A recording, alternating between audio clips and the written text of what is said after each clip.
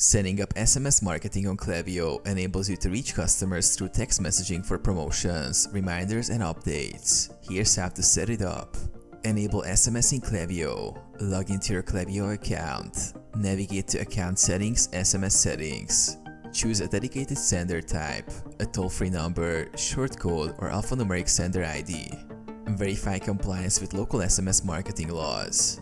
Collect SMS subscribers. Create or update sign-up forms to collect phone numbers and consent for SMS marketing. Add an SMS opt-in checkbox to your forms with clear language about receiving marketing messages. Use keywords for opt-ins. Segment your audience. Use lists and segments to create groups based on SMS consent and other behaviors.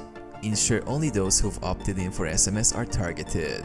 Build SMS campaigns and flows. Navigate to campaigns to create promotional messages or set up automations in flows. Personalize SMS with dynamic fields like names or order updates. Test and monitor. Test messages for delivery and compliance. Track performance metrics like open rates, clicks, and opt-outs.